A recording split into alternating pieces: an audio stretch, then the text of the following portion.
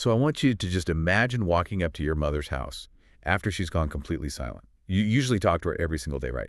And now it's been days of just, well, just nothing. Which is terrifying right off the bat. Exactly. It's early July. You're deep in the sweltering heat of Florida. You unlock the front door, you push it open, and the heat hits you. But worse than that is the smell. Oh, geez. Yeah. Yeah. There is a plate of fried chicken sitting right there on the stove. Yeah. It is rock hard. It's covered in flies, just rotting in the summer heat. And this is a woman who is known for being a really meticulous housekeeper. Right. She wouldn't just leave that. Never. You look down the hall, her beloved dog, an animal she treated literally like a child, is pacing nervously. It's whining, obviously starving and incredibly thirsty. And then you see it, the surgical boot, sitting right there on the floor. Because of her severe health issues, she absolutely needed this boot just to walk. Like, she couldn't even get to the mailbox without it.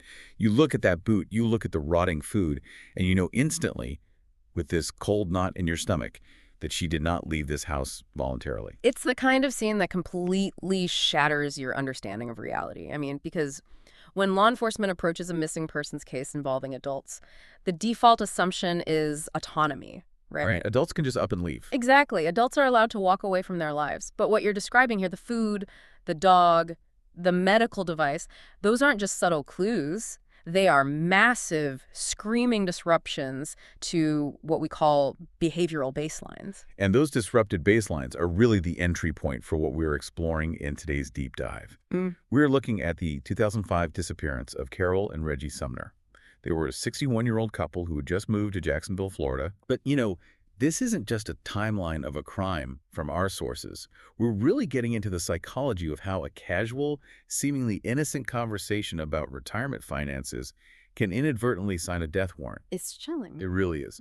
We are going to examine the extreme vulnerabilities of the elderly and, honestly, most unsettling of all, the complete weaponization of trust. Which forces you to ask some really uncomfortable questions about the people you interact with every day. Oh, absolutely. Because the betrayal in this case doesn't come from a stranger hiding in the bushes outside the house. It comes from someone who had literally sat at their kitchen table, someone who had accepted their generosity. Yeah, and I really want to start by building the foundation of who Carol and Reggie were, because the contrast between what they survived in their past and how they were targeted later is just staggering. So let's look at the anatomy of their relationship. Let's do it. They were both born in Charleston, South Carolina. And back in high school, they actually had secret crushes on each other. Yeah. But they were teenagers. You know, they were shy. Neither of them ever acted on it. As you do in high school. Right. They graduated, went their separate ways, and basically became each other's ultimate what if. Which is such a universally relatable starting point. I mean, we all have that phantom life we didn't live. Yeah. Right. That person we wonder about decades later. Totally. For Reggie, his path was very grounded, very quiet. He joined the Navy, served his time, and eventually married, though he didn't actually have children of his own.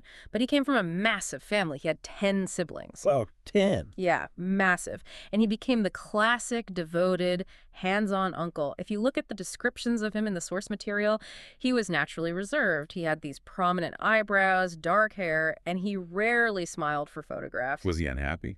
No, not out of sadness, but just a deeply ingrained stoicism. He was a guy who really valued routine and quiet. And Carol's path was, well, it was significantly darker. It was a harrowing fight just to stay alive, honestly. She had been married twice before.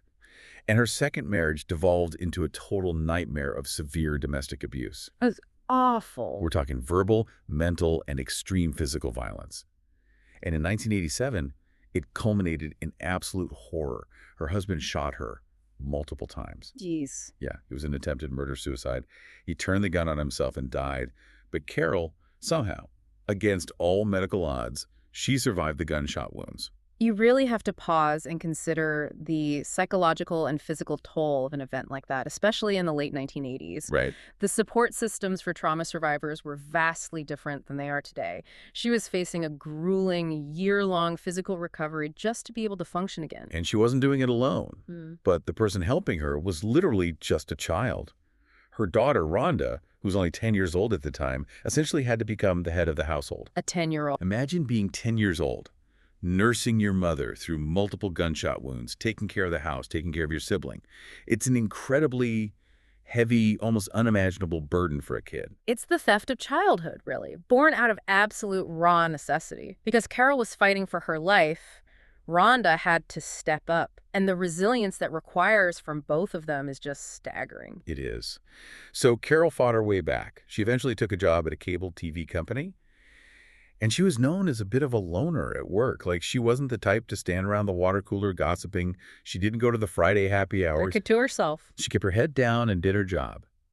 But despite the horrors she had lived through, she maintained this incredibly bright, warm smile.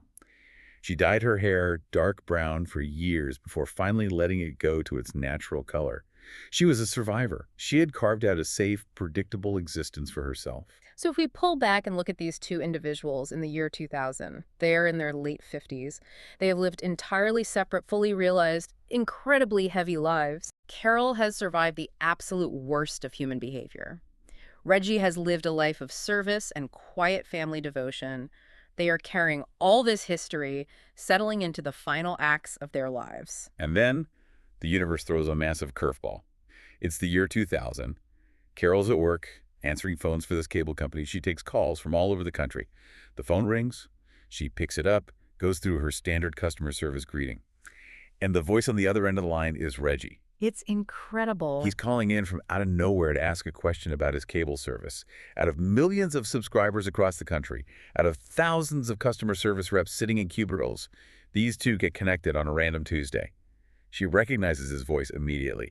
I mean, the statistical improbability of that is just absurd. It's like finding a needle in a haystack in a hurricane. It completely defies math. It's the kind of serendipity that you would reject in a movie script for being way too unrealistic. Oh, come on, that wouldn't happen. Exactly.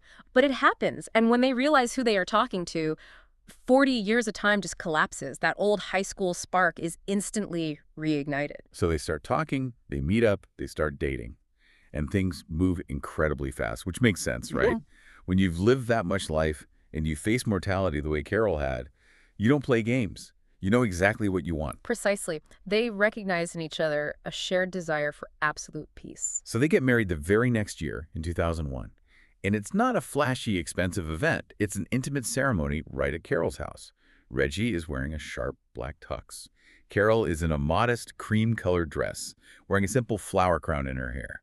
They're both happily retired. It's this beautiful second chance at life. But we have to synthesize why this specific background, this specific journey to their marriage, matters so deeply to the psychology of the crime that is about to occur. Right, because it makes the tragedy feel even more cruel.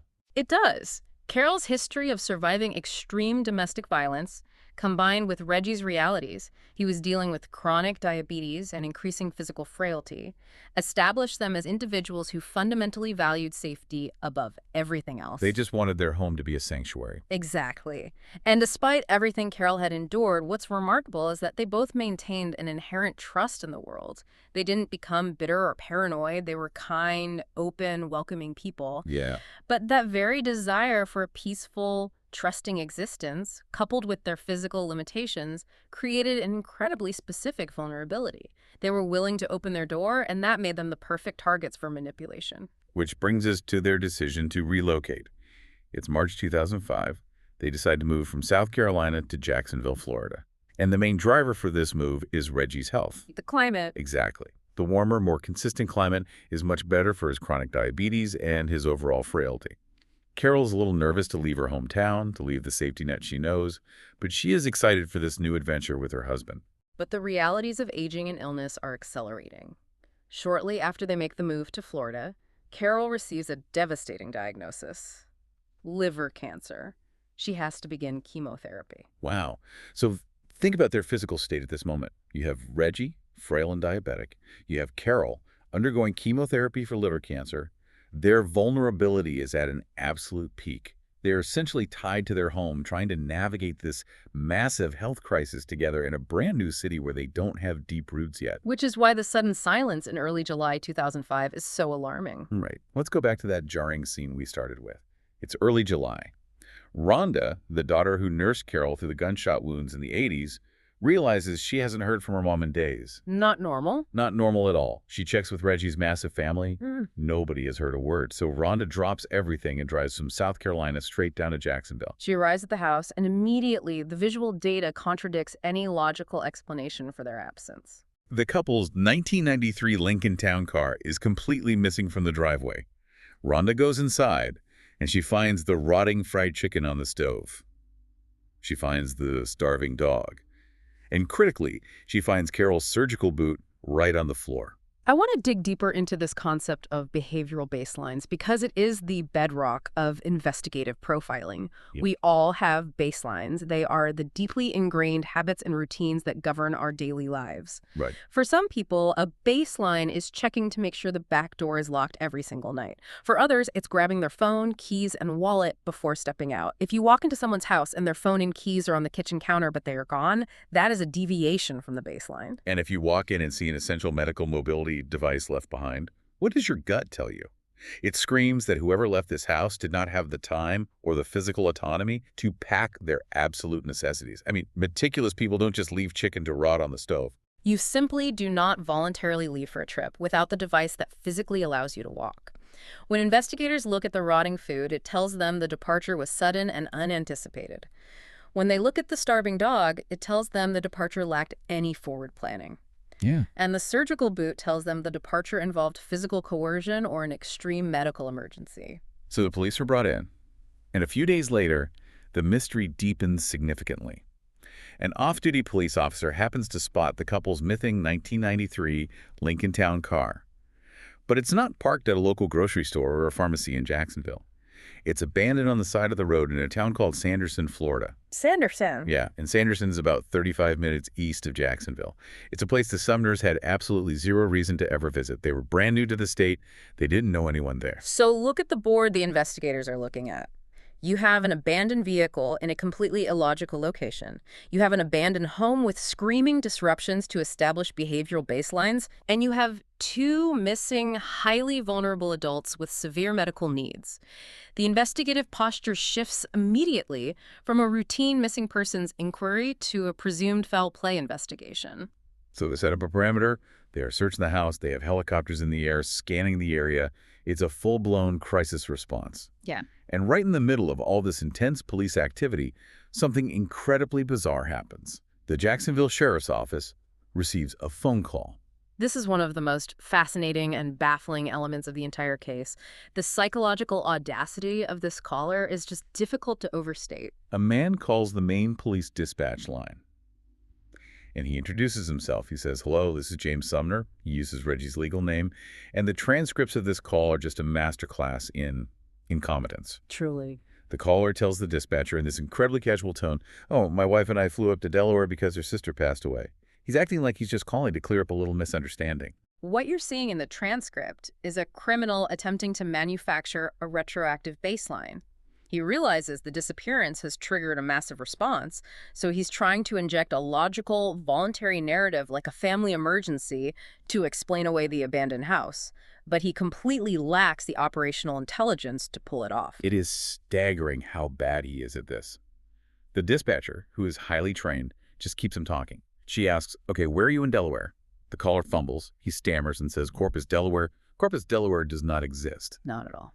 He realizes it sounds like Corpus Christi, Texas. So he panics, hangs up, and then he actually calls back later to correct his own lie. You're kidding. No. He gets back on the phone and says, "Actually, it's not Corpus, it's Courier, Delaware." And he reads off a fake address, 214 Justine.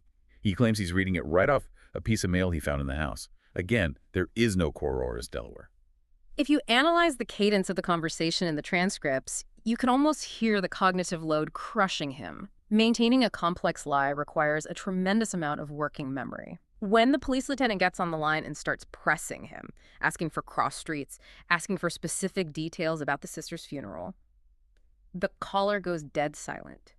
He has no script for pushback. He only prepared the opening line. It's like watching a bank robber try to return to the scene of the crime to ask for a loan. Or an arsonist calling the fire department while the building is actively burning down just to complain about the smell of smoke, thinking that will make the firefighters go away. It is so delusional. Exactly. They're trying to control a narrative that they have already entirely lost. The police literally tell him on the phone, hey, your house is an active crime scene right now. We have helicopters in the air looking for you. Your neighbor Shirley reported your door was open. And the caller just awkwardly tries to dismiss it. He doesn't care about that. No, because then he tips his hand. Yeah. He shows them exactly what he actually cares about. He starts asking the police about his frozen bank accounts. He wants them to unfreeze the money so he can access it. And that is the fatal error. It reveals the psychology of the arrogant amateur. Why do criminals make these incredibly risky phone calls? They do it because they operate under an illusion of control. They think they're smarter than everyone else. Exactly. The perpetrators here vastly underestimated the investigative infrastructure of modern law enforcement. They honestly believe that if they just made a quick phone call and said, we're fine, we're in Delaware, the police would say, oh, okay, our mistake, pack up their crime scene tape, go home, and the ATMs would magically start dispensing cash again. Which is exactly the trap the police set. The investigators realize instantly they are not talking to Reggie Sumner. They are talking to the person who took him. So what do? They play along, they contact the bank, and they unfreeze the accounts specifically to bait the thieves. It's the oldest and most effective rule in investigations. Follow the money. The moment those accounts go live, you give the suspects a rope to hang themselves with. And within hours, massive, entirely out-of-character withdrawals start hitting the accounts. But the transactions aren't happening in Delaware. They are happening at ATMs scattered all across South Carolina. Now, I want to pause here because it's 2005. Technology was different then. But even back then, the digital trail was robust. Exactly. We have to contextualize the digital forensics of 2005. We aren't talking about modern smartphones with constant GPS pinging, but cell phones still relied on tower triangulation. Right. When that phantom caller was on the phone with the police, his signal was bouncing between cell towers. Investigators could pull those records from the telecom companies. It took a little more legwork than it does today, but they could map the geographic sector of the calls. And they combine that cell tower data with the banking data. Okay. Every time money is withdrawn, it creates a timestamped digital record. The police contact the banks in South Carolina. They pull the CCTV footage from the specific ATMs at the exact timestamps of the withdrawals, and boom, they have a face. And it's not Reggie. It is absolutely not a frail 61-year-old Reggie Sumner. It is a young, light-haired man in his 20s. So now the investigators have a triangulation of evidence. They have the cell tower pings from the police calls narrowing down the geography, and they have the ATM withdrawal locations providing specific coordinates and a visual ID. They overlay that data, and it leads them straight to a specific motel in South Carolina. Law enforcement descends on this motel. They secure a warrant, they kick in the door of the room, and they find 3 individuals sitting right there. Alan Wade, who is the young man from the ATM footage, a young woman named Tiffany Cole, and her boyfriend, Michael Jackson. And scattered around the motel room is the undeniable physical proof. The cards. Carol and Reggie's credit cards, their driver's licenses, and their personal checkbooks. The physical evidence in that room is insurmountable. The case is blown wide open. But the capture of the suspects doesn't bring relief. It actually uncovers a much deeper, far more disturbing layer to the tragedy. Yeah, it gets so much worse. Because when the police start identifying who these 3 people are, they realize this wasn't a random home invasion by violent strangers. It wasn't random at all. Let's dig into the architecture of this betrayal. Who are these people in the motel room? Let's start with Tiffany Cole. She is 24 years old, and she isn't some anonymous criminal. She was Carol's former neighbor back in South Carolina. And we have to understand the specific dynamics of their history. They weren't just neighbors who gave a polite wave when taking out the trash. They had an intimate, emotionally significant relationship. They were close. Very. Several years prior, when Tiffany's father was diagnosed with terminal cancer, Carol stepped up. Carol was a pillar of support for this young woman during one of the darkest, most traumatic periods of her life. Carol helped her navigate her grief. She was a maternal figure to her. And that generosity didn't stop when Carol and Reggie decided to move to Florida. Carol wanted to help Tiffany get on her feet. Carol owned an old green Chevy that she no longer needed. Tiffany needed reliable transportation, but didn't have much money or good credit. So Carol, out of the pure kindness of her heart, sold the car to Tiffany on a completely informal payment plan. There were no banks involved. There were no predatory interest rates or legally binding contracts. It was just a handshake agreement between a mentor and a mentee. It was an act of grace designed to give a struggling young woman a leg up. Because of this informal payment plan, Tiffany would routinely drive down from South Carolina to Jacksonville to hand-deliver the cash payments for the car. She would visit, she would check in on them, see how Carol's chemotherapy was going. She even started bringing her boyfriend, Michael Jackson, along for the ride.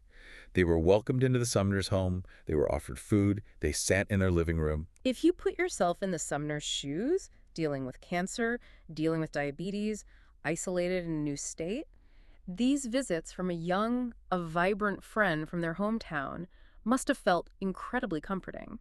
It felt like a tether to their community. They felt safe. But during one of these seemingly harmless, friendly visits, the entire dynamic shifts.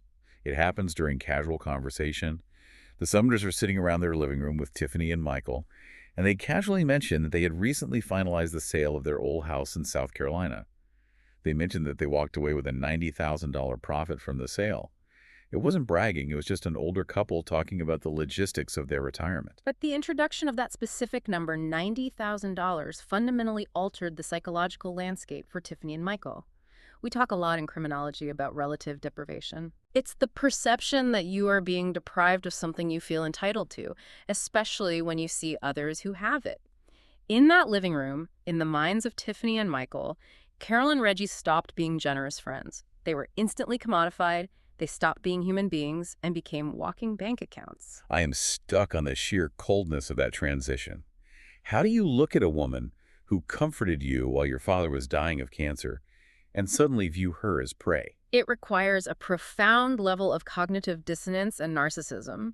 They had to aggressively compartmentalize the Sumners' humanity away, focusing entirely on the perceived wealth. The money became the only relevant factor. When you read the interrogation transcripts, the stories about who actually planted the seed for the murder are completely contradictory. Tiffany claims Michael was the mastermind, that he heard about the $90,000 and immediately started plotting, and that she was just swept up in it. Of course. Right. And Michael, of course, points the finger right back at Tiffany, claiming she was an equal partner who provided all the intimate knowledge of the Sumners' habits and home layout. This is standard behavior when a conspiracy begins to collapse. Co-conspirators will always attempt to minimize their own culpability by inflating the agency of their partners. But from an investigative standpoint, it doesn't really matter who first said the words. What matters is the rapid, coordinated escalation of intent. Exactly. Because they don't just talk about it, they leave Florida, go back to South Carolina, and they actively recruit more people into the plot. They bring in a friend named Alan Wade, and Alan brings in his best friend, a guy named Bruce Nixon. So now, a casual thought about stealing money has metastasized into a four-person conspiracy. And we need to look very closely at the timeline of July 8, 2005, because there is often a narrative pushed by defense attorneys in these types of cases that it was just a robbery that went wrong, that things just got out of hand. But the physical evidence from July 8th obliterates that defense. Yeah, I push back heavily on anyone who calls this a botched robbery. Sure. On July 8th, the four of them spend the day driving around running errands. We have the receipts. What are they buying? They buy multiple rolls of duct tape. They buy heavy-duty plastic wrap. And they buy 4 shovels. The psychological threshold crossed in that hardware store is massive. Right. Think about the physical reality of that moment. The 4 of them are walking down the aisle of a hardware store. They are putting 4 shovels into a shopping cart. They are standing in the checkout line. They are loading those shovels into the trunk of a car. And not a single one of them stops and says, "What are we doing? This is insane." You do not buy 4 shovels and plastic wrap if your plan is to walk into a house, steal some jewelry, force someone to sign a check, and run away. You purchase those specific items for one reason: the disposal of human bodies. The premeditation is absolute and undeniable. It is a sustained collective agreement to commit murder. Furthermore, they take deliberate steps to mask their identity. Right, the car. Yes. They don't drive Tiffany's green Chevy down to Florida for the crime. They know the Sumners' neighbors might recognize it, or that traffic cameras might catch it.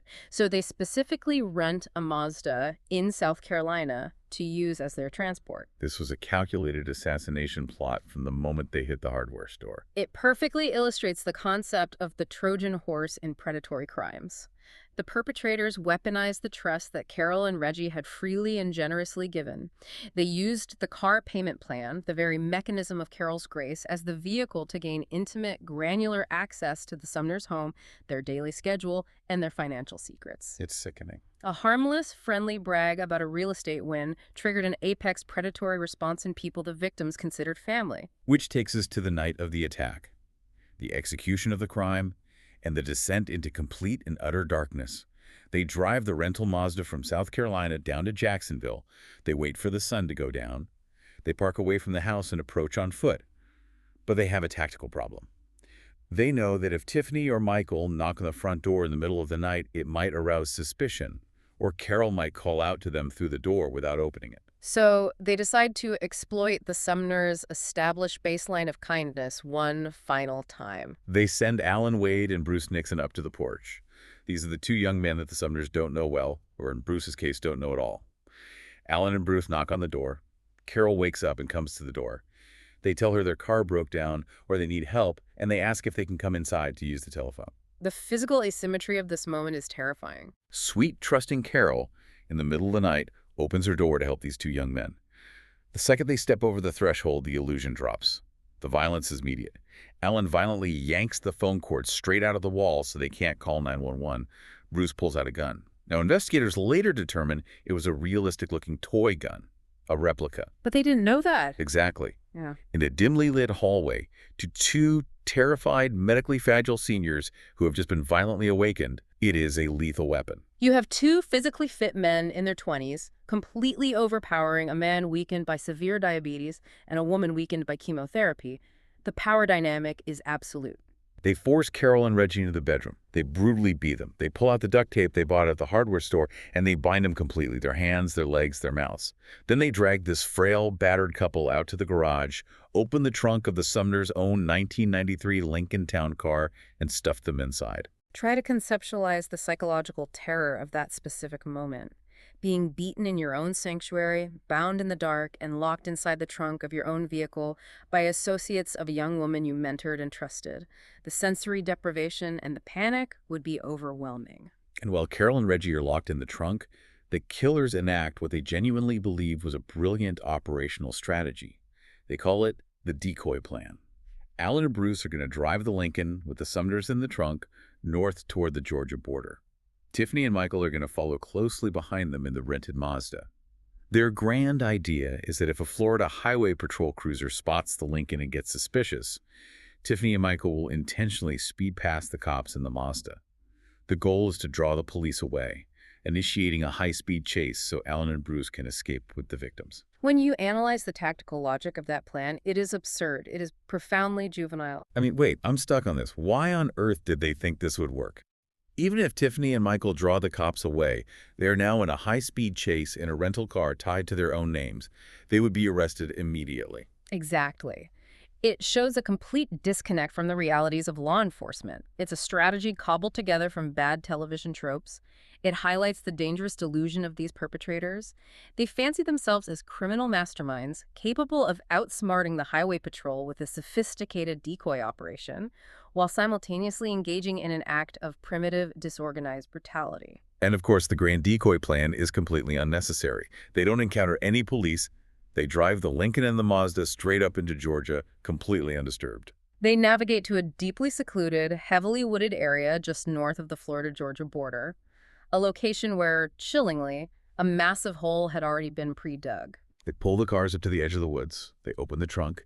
And what happens next at the edge of this open grave is arguably the most horrifying part of this entire deep dive.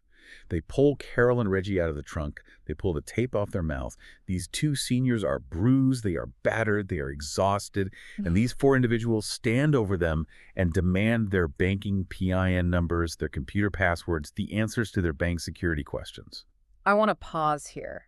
We have to explore the extreme psychological dissociation required to execute this phase of the crime. Think about what is happening. You are standing in the dark at the edge of a deep hole in the earth.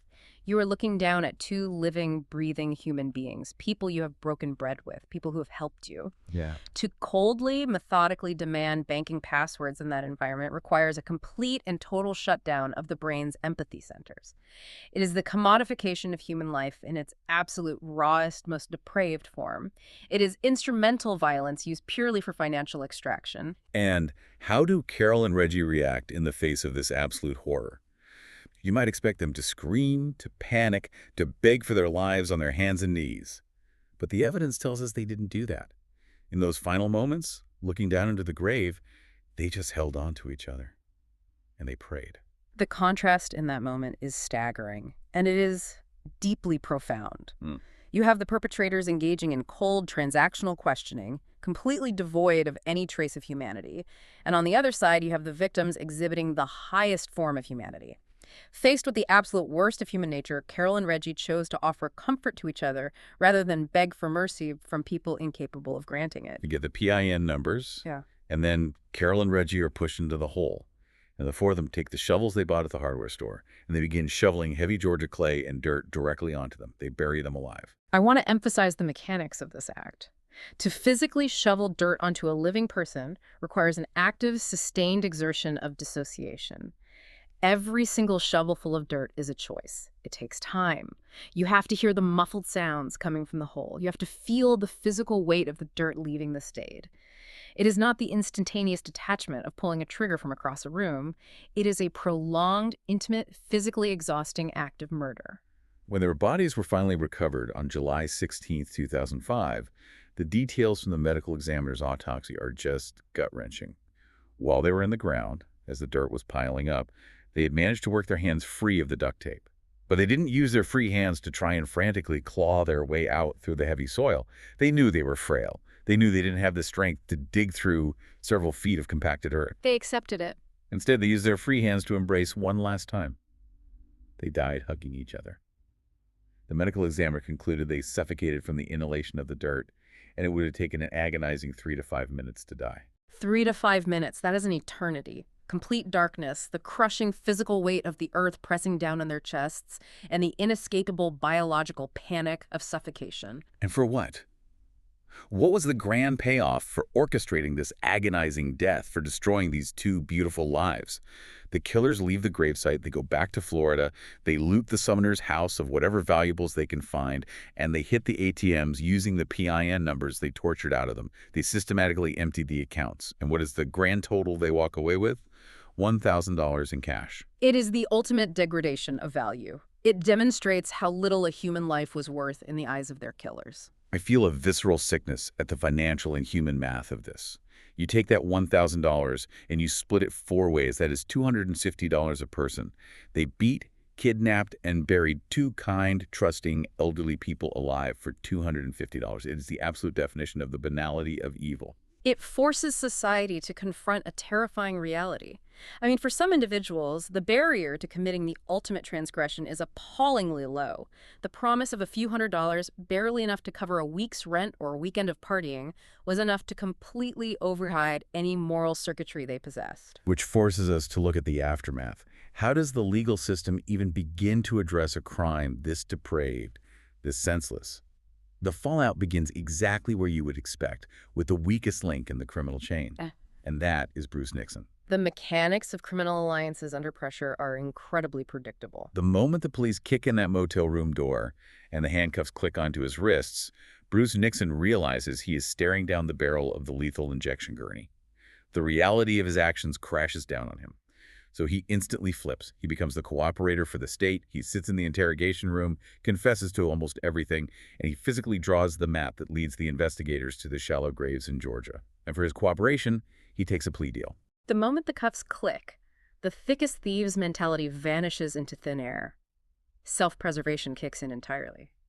Bruce trades his intimate, first-hand knowledge of the conspiracy in exchange for his life. Bruce gets 52 years to life in prison. He completely dodges the death penalty in exchange for agreeing to testify against Tiffany, Michael, and Alan. And the trials that follow are just a circus of shifting blame and desperate excuses. Let's look at Michael Jackson's trial first. Michael actually takes the stand, or has his lawyers argue, that Bruce Nixon, the guy who was brought in at the absolute last minute, the guy who didn't even know the Sumners, was somehow the criminal mastermind who orchestrated the entire plot from top to bottom. If you examine that defense logically, it crumbles upon the slightest inspection. Bruce didn't know about the $90,000 house sale. Bruce didn't know where the Sumners lived. Bruce didn't know the layout of their home. Right. Michael was attempting a highly cynical legal maneuver. He was trying to exploit Bruce's plea deal to paint him as the ultimate villain, hoping the jury would see Bruce simply as a liar willing to say anything to save his own skin. But juries aren't stupid. They looked at the timeline, they looked at the relationships, and they didn't buy a single word of Michael's defense. Because the physical evidence, the rental car, the ATM footage, the hotel room, tied Michael and Tiffany to the core of the conspiracy in ways Bruce couldn't have fabricated. Then you have Alan Wade's trial. His defense team tries a different tactic to save him from death row. They bring in his mother, they bring his former youth group pastor, and they bring in his middle school principal. They all get on the witness stand to paint a picture of Alan's upbringing. They essentially say Alan was a good kid at his core. He just came from a broken home, his parents went through a messy divorce, and he eventually fell in with the wrong crowd. I have to push back on this so incredibly hard. Absolutely. If you look at that excuse, you have to ask yourself, how many people experience their parents getting a divorce? Millions. How many teenagers hang out with a bad crowd and do stupid things? Millions. But they don't go to a hardware store, buy shovels, drive across state lines, and bury their elders alive for $250. What the defense is attempting there is to rely on environmental determinism. They're pushing the idea that his difficult circumstances dictated his actions, reducing his personal culpability. But in a capital murder trial, a jury's job is to carefully weigh mitigating factors, like a rough childhood, against the sheer gravity of the aggravating factors. Yeah. And the aggravating factors here are overwhelming. The extensive premeditation, the extreme cruelty of the kidnapping, and the specific, agonizing method of burying someone alive while they are conscious is an aggravating factor that completely obliterates the bad crowd defense. The juries in the late 2000s agreed entirely. Tiffany Cole, Michael Jackson, and Alan Wade were all found guilty of first-degree murder, and all three of them received the death penalty. But, as with many complex legal cases from our sources, the saga doesn't end with the bang of a gavel.